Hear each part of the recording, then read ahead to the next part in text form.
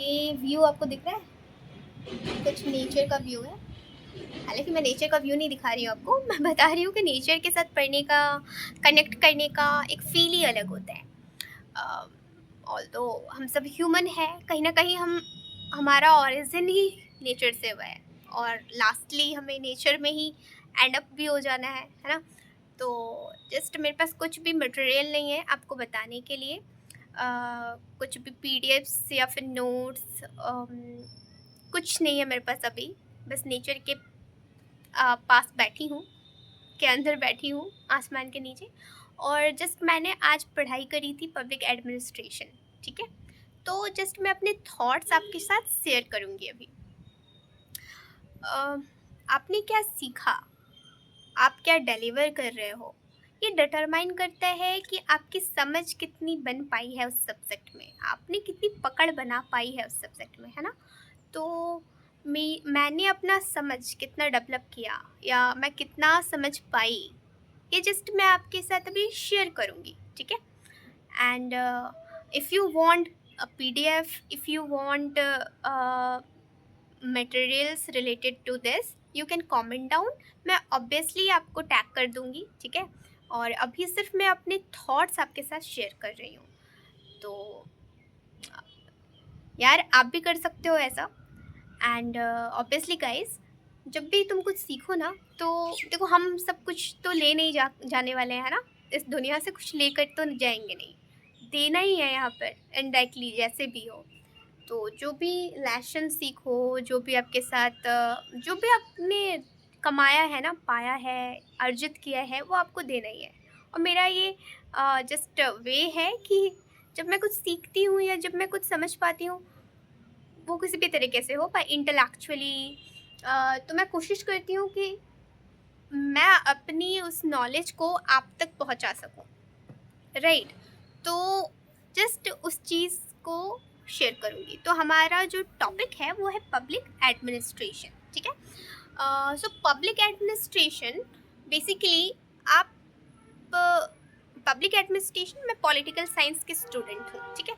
Political science में हम public administration को क्यों पढ़ रहे हैं? क्वेश्चन पहला, क्योंकि पॉलिटिकल साइंस एक डिसिप्लिन, एक सब्जेक्ट है, उसके सब पार्ट या फिर एक यूनिट की तरह हम इसे, यानी कि पब्लिक एडमिनिस्ट्रेशन को पढ़ते हैं। लेकिन पब्लिक एडमिनिस्ट्रेशन एक अलग सा, एक इंडिविजुअल सा सब्जेक्ट भी है, यानी कि अलग से एक डिसिप्लिन भी है और एक एक्टिविटी भी है। एक्टिविटी कब होता है? जब ब्यूरोक्रेट्स किसी भी पॉलिसीज़ को, रूल्स को इम्प्लीमेंट करते हैं या फिर एग्जीक्यूट करते हैं, तो हम उसे as a action, as a activity भी देखते हैं। लेकिन ये सब्जेक्ट कब है? जब हम इसके बारे में सीखते हैं, इसके बारे में पढ़ते हैं, इसके बारे में जानते हैं कि ये कहाँ से स्टार्ट हुआ, कब से स्टार्ट हुआ, किसने स्टार्ट किया, क्या ये क्या ये एग्जिस्ट करता भी था या ये अभी इंट्रोड्यूस्ड हुआ है, तो ये सारी चीज़ें, ठीक है? तो पब्लिक एडमिनिस्ट्रेशन ऑल्दो ये तब से चल रहा है जब से सिविलाइजेशन स्टार्ट हुई है। सिविलाइजेशन मतलब हिस्ट्री में हम पढ़ते हैं ना, एंशियंट जितनी भी सिविलाइजेशन हुई है, जैसे Indus valley civilization is one of the oldest civilization and one of the famous civilization, right? तो तो क्रिएचर्स या नेचर में हूँ तो आपको छिपकली भी दिख रही होगी पीछे, राइट? हाँ, तो नेचर की चीज़ें हैं तो नेचर में वो भी आ जाता है, जस्ट अ पार्ट, ओके? तो एज अ ह्यूमर यूज़ किया मैंने यहाँ पर, ओके? तो back to the main topic. तो हम ये समझ रहे थे कि so public administration as a different origin, as a different subject की तरह सामने आता है। और वैसे सारे सब्जेक्ट जब हम पढ़ते हैं ना, जब हम सीखते हैं, जब हम जानते हैं, तो हम ये देख ही पाते हैं कि सारे खुद में इंटरडिसिप्लिनरी है। यानी कि ऐसा नहीं है कि सरकार अगर कोई पॉलिसी बना रही है तो उसे सिर्फ पॉलिटिकल साइंस पढ़कर जाने की ज़रूरत है या पॉलिटिक्स की सिर्फ नॉलेज होनी चाहिए। नहीं, देखो, अगर गवर्नमेंट कोई स्कीम इंट्रोड्यूस कर रही है ऐसे लोगों के लिए जो बिलो पॉवर्टी लाइन में रह रहे हैं, ठीक है? तो उनको, उनके लिए स्टैटिक्स चाहिए होगा, डेटा चाहिए होगा, राइट? तो ये डेटा, ये स्टैटिक कहाँ से आएगा? ये आएगा इकोनॉमिक्स से, है ना? तो तो स्टैटिस्टिक्स डिपार्टमेंट से सरकार, गवर्नमेंट वो डेटा कलेक्ट करेगी, पता करेगी कि कितने लोग जो हैं वो बिलो पॉवर्टी लाइन एग्जिस्ट करते हैं।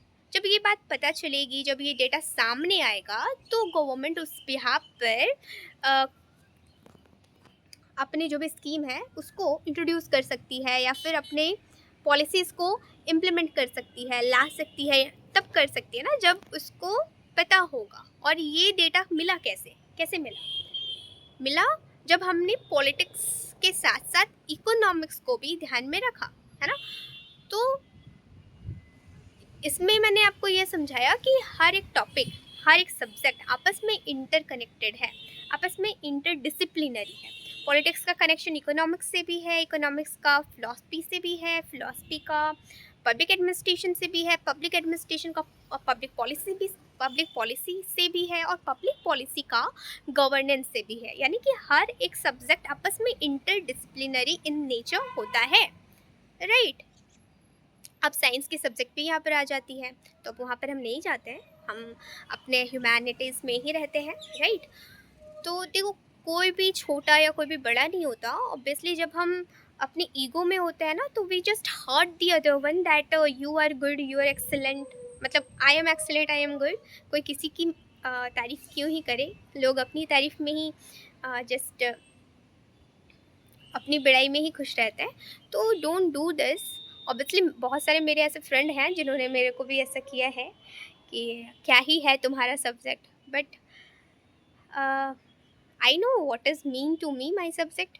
मेरा सब्जेक्ट मुझे वो विज़न देता है जो बाकियों को शायद उनकी जगह पर मिल सकता है, उनके सब्जेक्ट से मिल सकता है, लेकिन मेरा सब्जेक्ट मुझे विज़न देता है, मुझे विजनरी बनाता है, मुझे फिलोसफिकल बनाता है, मुझे वो सोच देता है जो कॉमन पीपल्स को नहीं दे पाता। And I believe this.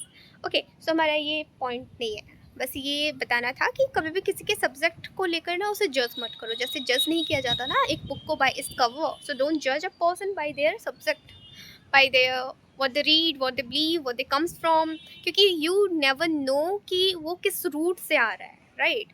आप उसके रूट को नहीं जानते, आप उसके बैकग्राउंड स्टोरी को नहीं जानते। And when ever you don't know about any thing, don't जज एनी वन, क्योंकि ये बहुत ही कॉमन सी चीज़ है जो लोग हमेशा करते हैं। ओके, ओवरऑल एनीवेज हम आते हैं हमारे जस्ट टॉपिक पर। तो बात यहाँ पर ये है कि हाथ में पकड़ी हुई हूँ तो मुझे बहुत ज़्यादा लग रही है, हालांकि अभी हम नेचर के पास है। तो हाँ, तो अब देखो एक क्वेश्चन यहाँ पर ये आता है कि पब्लिक एडमिनिस्ट्रेशन की हमने बात कर ली, पब्लिक एडमिनिस्ट्रेशन अलग सब्जेक्ट की तरह इंट्रोड्यूस हो जाता है, ठीक है, अलग सब्जेक्ट हमने इसको बना दिया, लेकिन कैसे आया? बात यह है ना, कैसे आया? देखो, जब सिविलाइजेशंस एग्जिस्ट कर रहे थे, सिंधु घाटी सभ्यता हो या फिर जस्ट और भी बड़े बड़े सिविलाइजेशन जो भी रहे थे, मुझे हिस्ट्री में अभी उतना याद नहीं आ रहा है, तो जो मुझे एक फेमस वाला याद आ रहा है, सिंधु घाटी सभ्यता। तो हम देखते हैं कि हमेशा से प्रशासन रहा है ना, लॉ ऑर्डर को मेंटेन करने के लिए, रूल्स पॉलिसीज़ को एग्जीक्यूट करने के लिए हमेशा से प्रशासन मतलब एडमिनिस्ट्रेशन रहा है। तो जितने भी बड़े बड़े स्कॉलर्स हुए ना, उन्होंने कभी भी इस चीज़ को अलग नहीं किया। यानी कि अलग नहीं किया बोलने से क्या मतलब है? अलग नहीं किया बोलने से ये मतलब है कि पब्लिक एडमिनिस्ट्रेशन को जितने भी स्कॉलर्स हुए उन्होंने कभी इसको अलग नहीं बताया। सबका यही कहना था कि पॉलिटिक्स यानी कि पॉलिटिकल साइंस, पॉलिटिक्स और एडमिनिस्ट्रेशन दोनों एक ही है, ये अलग नहीं है। लेकिन जैसे जैसे टाइम बीतता गया और पब्लिक और एडमिनिस्ट्रेशन मतलब पॉलिटिक्स और एडमिनिस्ट्रेशन के साथ में रहने से कुछ चीज़ें ऐसी ऑकर हुई जो नहीं होनी चाहिए थी, जैसे कि इनएफिशिएंसी देखी गई, जैसे कि करप्शन देखा गया। तो जब ये सारी चीज़ें इंट्रोड्यूस्ड हुई ना, तब एक ऐसा बंदा सामने आता है, उस बंदे का नाम होता है वुड्रो विल्सन साहब 1887 में एक स्पीच तो नहीं, एक एसे लिखते हैं। इस एसे का नाम मैं भूल रही हूँ, लेकिन एक एसे लिखते हैं और उस एसे में वो इंट्रोड्यूस करते हैं कि पब्लिक एडमिनिस्ट्रेशन यानी कि एडमिनिस्ट्रेशन को पॉलिटिक्स से अलग करने की ज़रूरत है। वुड्रो विल्सन बता दूं कि वो अमेरिका के प्रेसिडेंट बनते हैं और उनको फादर ऑफ पब्लिक एडमिनिस्ट्रेशन भी बोला जाता है। वो जब अपना पहला एसे देते हैं वहीं से उन्होंने डाइकॉटनी की बात स्टार्ट कर दी थी। डाइकॉटनी यानी कि पब्लिक एडमिनिस्ट्रेशन अलग है पॉलिटिक्स से। पॉलिटिक्स और पब्लिक एडमिनिस्ट्रेशन को अलग करो, ये एक नहीं है, इनको अलग करने की ज़रूरत है। तो जब उन्होंने ये बात कही कि ये अलग है, इसको अलग करने की ज़रूरत है, उस टाइम से यानी कि 1887 से public administration as a different subject, as a different discipline हमें देखने को मिलता है। ठीक है। और जब हम एग्ज़ाम्स की बात करते हैं, जैसे सिविल सर्विसेज के एग्ज़ाम्स हो गए, तो उनमें पब्लिक एडमिनिस्ट्रेशन को एज ए इंडिविजुअल सब्जेक्ट पढ़ाया जाता है, क्योंकि आप जब सर्विस में आओगे तो आप आने से पहले उस चीज़ को जानोगे ना। Whenever a person marry someone he knows everything about it. वैसे भी आज के टाइम में लोग एडवांस में जानते हैं, बट जानते हैं ना, समझते हैं पहले। तो वही चीज़ है कि जब सर्विस में आते हैं तो वो समझते हैं उस चीज़ को। बट एज अ हम हमारे सब्जेक्ट की बात करें पॉलिटिकल साइंस में, एज अ सब यूनिट हम इसे पढ़ते हैं, जानते हैं इसके बारे में, क्योंकि पॉलिटिकल साइंस हर चीज़ का एक संक्षिप्त सा मिक्सचर है, राइट। कॉम्पैरेटिव पॉलिटिक्स भी देखो आप, इंटरनेशनल पॉलिटिक्स भी देखो, हर एक डोमेन को आप एक कंबाइन रूप से यहाँ पर पढ़ते हो, जानते हो, राइट। चाहे वेस्टर्न पॉलिटिकल थिंकर हो, चाहे इंडियन पॉलिटिकल थिंकर हो। आपको मेरी बातें तभी समझ में आएंगी जब आप पॉलिटिकल साइंस के स्टूडेंट होंगे, और तब जाकर आप ये वीडियो देख रहे होंगे, क्योंकि सबको ये सारी चीज़ें समझ में नहीं आएगी, क्योंकि as behalf of my subject material मैं बातें कर रही हूँ। ठीक है। तो पब्लिक एडमिनिस्ट्रेशन में जब वुडरो विल्सन ने ये कह दिया, तो फिर ये सब्जेक्ट, ये डिसिप्लिन अलग होता है। अब आप इस चीज़ को ऐसे समझो कि पब्लिक एडमिनिस्ट्रेशन में एडमिनिस्ट्रेशन का मतलब क्या होता है। एडमिनिस्ट्रेशन का मतलब होता है ग्रीक वर्ड से ये आया है, और एडमिनिस्टर का मतलब होता है रूल करना, मैनेज करना, राइट। और पब्लिक एडमिनिस्ट्रेशन का मतलब क्या हो जाता है। पब्लिक एडमिनिस्ट्रेशन का मतलब होता है कि सरकार, गवर्नमेंट जो होगा वो पीपल के बिहाफ पर एक्शंस लेंगी, डिसीजन लेंगी, लॉ बनाएंगी, रूल बनाएंगी, और उसको इम्प्लीमेंट कौन करेगा। तो गवर्नमेंट के द्वारा अपॉइंट किए गए, जो अपॉइंट किए गए नहीं, जो उनके लिए जो काम कर रहे हैं, मतलब कि जो उनके जस्ट जो ब्यूरोक्रेट्स हैं, राइट। तो ब्यूरोक्रेट्स सर्विस को मेंटेन करेंगे, मैनेज करेंगे, सर्विस प्रोवाइड करेंगे, इम्प्लीमेंट करेंगे, एग्जीक्यूट भी करेंगे। ठीक है। अब पब्लिक एडमिनिस्ट्रेशन में 3 मेन एलिमेंट आ जाता है। पहला आता है कि आपका मेन पर्पस, मेन गोल, यानी कि सरकार का मेन पर्पस, मेन गोल क्या है। ठीक है। तो मेन पर्पस या मेन गोल। दूसरा होता है ग्रुप ऑफ पीपल, क्योंकि किसी भी गोल को, पर्पस को फुलफिल करना है तो कौन करेगा उसको। ऑब्वियसली ब्यूरोक्रेट्स करेंगे। ठीक है। मतलब कि ग्रुप ऑफ पीपल करेगा, जब हम पब्लिक के टर्म में बात करते हैं। अगर यहाँ पर हम पब्लिक की बात ना करें, प्राइवेट की बात करें, तो प्राइवेट में प्राइवेट इंस्टीट्यूशन के एम्प्लॉयज़ आ जाएंगे, राइट। तो हाँ, एलिमेंट्स समझो। तो एलिमेंट्स में मेन पर्पस, मेन गोल। दूसरा जो हो जाएगा वो हो जाएगा हमारा ग्रुप ऑफ पीपल। और जो तीसरा होगा, तो लाइटिंग चली गई है क्योंकि रात होने वाली है, बट हम अपने टॉपिक को कवर करके ही जाएंगे। तो तीसरा जो होगा वो होगा हमारा कलेक्टिव, या फिर हमारा जस्ट कॉन्शियस एफर्ट्स, राइट। तो किसी भी चीज़ में कॉन्शियसली एफर्ट्स या इफेक्टिव एफर्ट्स के साथ ग्रुप ऑफ पीपल मिलकर किसी भी पर्पस, एंड गोल को अचीव कर रहे हैं, तो उस चीज़ को बोलते हैं हम पब्लिक एडमिनिस्ट्रेशन के एलिमेंट्स। ठीक है। क्योंकि सरकार ने डिसाइड कर लिया, मान लो कि देश से गरीबी हटानी है। ठीक है। हाइपोथेटिकल कंडीशन हम लेते हैं, क्योंकि इंदिरा गांधी के टाइम से ये चीज़ें हम देख रहे हैं। जब कांग्रेस रूल था तब से ये चीज़ को करने की कोशिश करी गई, और हम जानते हैं कि सच्चाई क्या है, कितनी हद तक हो पाई है और कितनी हद तक नहीं हो पाई है, रियलिस्टिकली क्या हो पाया है, क्या पॉवर्टी एक्चुअल में हटी है या नहीं हटी है। We all know that. So मान लेते हैं हाइपोथेटिकल कंडीशन कि गवर्नमेंट ने कहा कि हमें पॉवर्टी कम करना है या ख़त्म करना है पूरी तरीके से, एंड गोल है। ठीक है।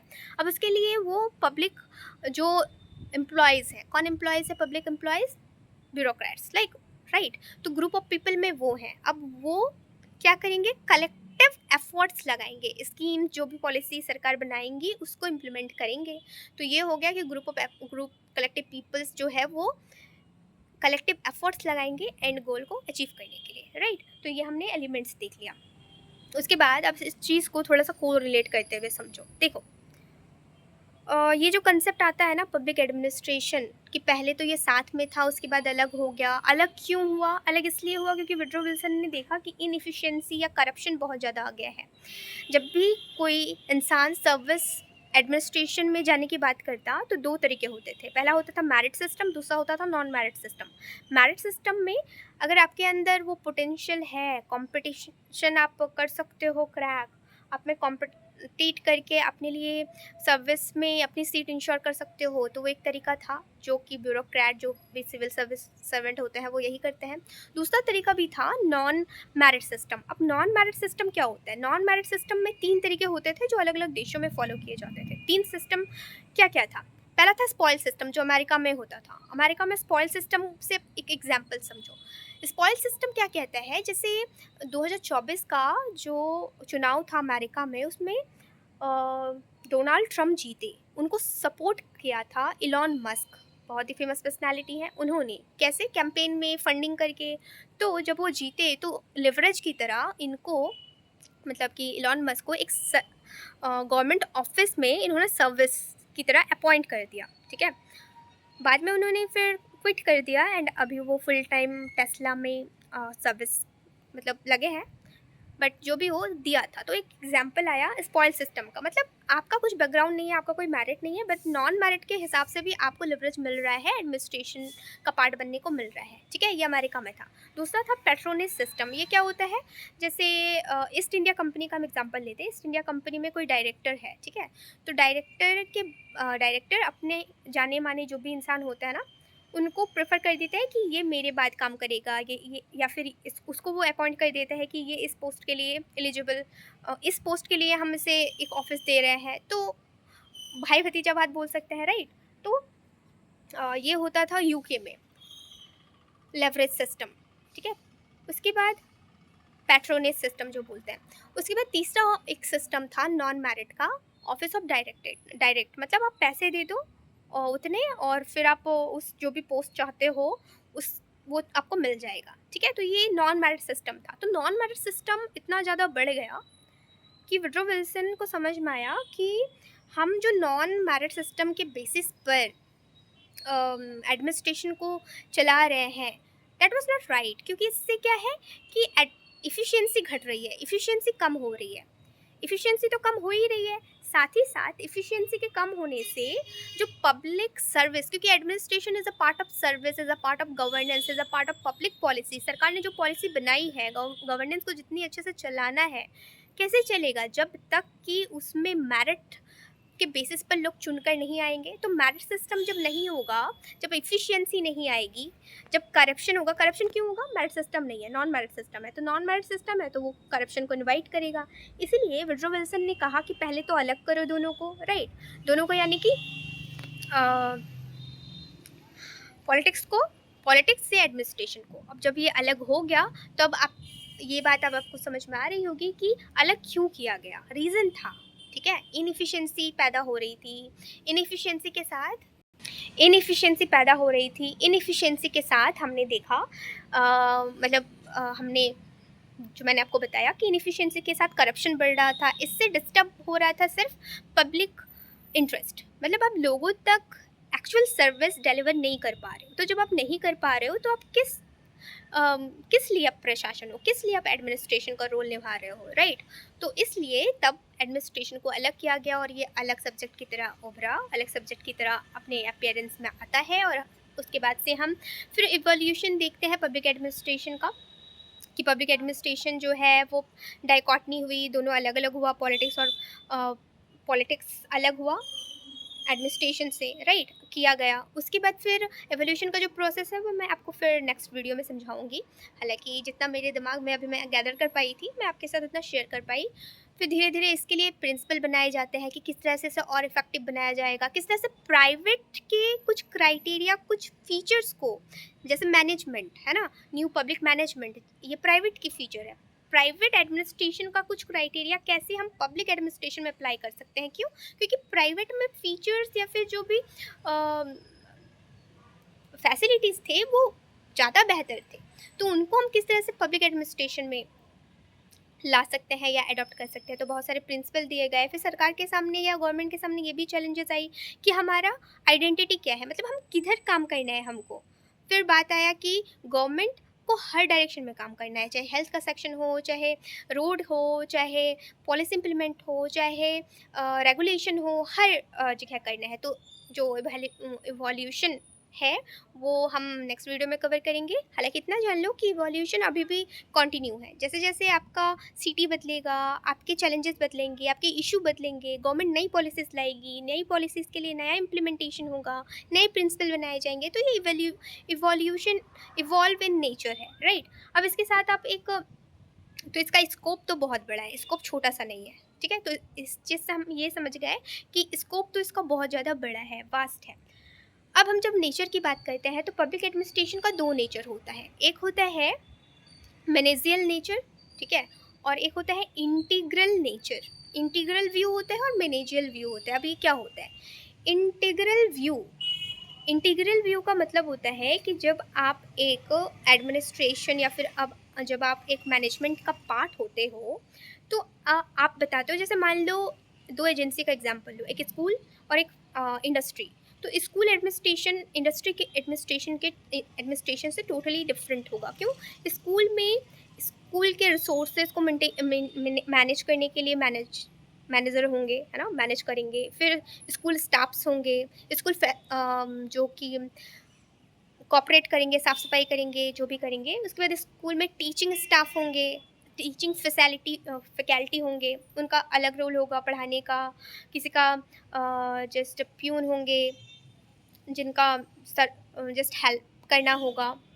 टीचिंग टीचर्स का टीचिंग फैकल्टी का, राइट। तो अलग अलग चीज़ें हमने देखा स्कूल लेवल पर, स्कूल एजेंसी पर। उसी तरह से फैक्ट्री में देखो, एक फैक्ट्री में क्या होगा कि रिसोर्स को मेंटेन करने वाला मैनेजर होगा सबसे टॉप मोस्ट पर। फिर प्रोडक्शन को देखने वाला अलग होगा, उसके बाद फिर फाइनेंस को देखने वाला अलग होगा, सेल्स को देखने वाला अलग होगा, अलग अलग अलग अलग चीज़ें, राइट। तो जो मैनेजियल व्यू है वो सिर्फ टॉप को काउंट करता है, मतलब टॉप मतलब जो भी मैनेज कर रहा है उसको सिर्फ ये काउंट करता है कि जो एडमिनिस्ट्रेशन में या फिर मैनेजमेंट में के व्यू में जब हम इसके नेचर की बात करते हैं तो हम कहते हैं कि मैनेजियल व्यू ही सिर्फ काफ़ी है। मतलब टॉप जो संभालने वाला है, टॉप पर्सन या टॉप पीपल है, बस वही इससे बिलोंग करता है, एडमिनिस्ट्रेशन से। या फिर उसके नीचे वर्कर भी आ जाएगा, है ना, सबसे नीचे जो आ जाएगा फैक्ट्री में वो वर्कर भी आएगा। तो इन सबको ये काउंट नहीं करता है, ये सिर्फ टॉप पर्सन को काउंट करता है। वैसे हम एडमिनिस्ट्रेशन में भी देखते हैं कि सिर्फ टॉप पर्सन को काउंट किया जाता है। दूसरा जो नेचर होता है इसका वो होता है इंटीग्रल नेचर। इंटीग्रल नेचर बात करती है कि फैक्ट्री एक अच्छे तरीके से कैसे चल सकता है। देखो, अगर मजदूर ना आए, अगर टेक्नीशियन ना हो, अगर हेल्पिंग स्टाफ्स ना हो, तो क्या आप पूरे के पूरे मैनेजमेंट को कंट्रोल कर लोगे? नहीं कर पाओगे ना। सिर्फ मैनेजर होना या फिर प्रोडक्शन जो भी प्रोडक्शन कर रहा है, या फिर जो सेल डिपार्टमेंट है, या फिर जो फाइनेंस डिपार्टमेंट है, किसी एक डिपार्टमेंट के अच्छे से परफॉर्म करने से उसका इफ़ेक्ट, परफॉर्म करने से या ना करने से उसका इफ़ेक्ट दूसरे डिपार्टमेंट पर पड़ेगा। क्यों?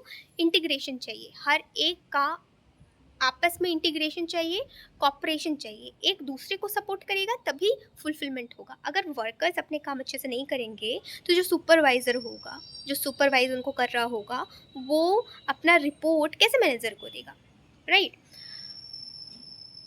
अगर सेल डिपार्टमेंट में चीज़ें सेल नहीं हो रही है तो आपका जो प्रोडक्शन है वो तो इम्पैक्ट करेगा ना। तो बात यही है कि जब हम एडमिनिस्ट्रेशन में देखते हैं, अभी हम इसको प्राइवेट एडमिनिस्ट्रेशन और पब्लिक एडमिनिस्ट्रेशन, आगे जाकर दो एडमिनिस्ट्रेशन भी हम समझने वाले हैं। हालांकि ये वीडियो अब मैं एंड करने वाली हूँ। मैंने आपको बस इंट्रो बताया, पर्सपेक्टिव बताया, मेरे थॉट्स बताए जो मैंने पब्लिक एडमिनिस्ट्रेशन के रिगार्डिंग तो समझा। आपको क्या समझ में आया और क्या नहीं आया, यू कैन कॉमेंट डाउन, ठीक है। आप फ्री हो, आप कमेंट कर सकते हो। और तो यही है कि पब्लिक एडमिनिस्ट्रेशन में कोई एक जो होता है वो रिस्पॉन्सिबल नहीं होता, पूरा का पूरा आपका इंटीग्रल व्यू में इसको देखा जाता है कि एक अगर अच्छे से काम नहीं कर रहा है तो उसका इम्पैक्ट दूसरे पर पड़ेगा। इसलिए as a integral view worker से लेकर टॉप मैनेजर तक सारे आपस में इंटीग्रेटेड हैं। तो ये इसका नेचर हो गया, मैनेजियल नेचर, और दूसरा मैनेजर व्यू, और दूसरा इंटीग्रल व्यू। तो हमने पब्लिक एडमिनिस्ट्रेशन तो हमने इस वीडियो में बात करी एडमिनिस्ट्रेशन क्या है, पब्लिक एडमिनिस्ट्रेशन क्या है, क्यों ये अलग हुआ, क्यों ज़रूरत पड़ी इसकी अलग होने की, ठीक है, कौन सा टाइम था जब ये अलग हुआ, किन के एफर्ट से अलग हुआ, मेरिट्स नॉन मेरिट्स, इफ़ेक्टिवनेस का कॉन्सेप्ट देखा हमने। उसके बाद करप्शन बहुत ज़्यादा हैवी हो रहा था। देन आफ्टर हमने इवोल्यूशन का थोड़ा सा कंसेप्ट सिर्फ समझने की कोशिश करी। तो ये ओवरऑल था। होप्स आपको बहुत मज़ा आया होगा समझने में। एंड जस्ट ये मेरी जो भी अंडरस्टैंडिंग थी वही मैंने आपके साथ शेयर करी।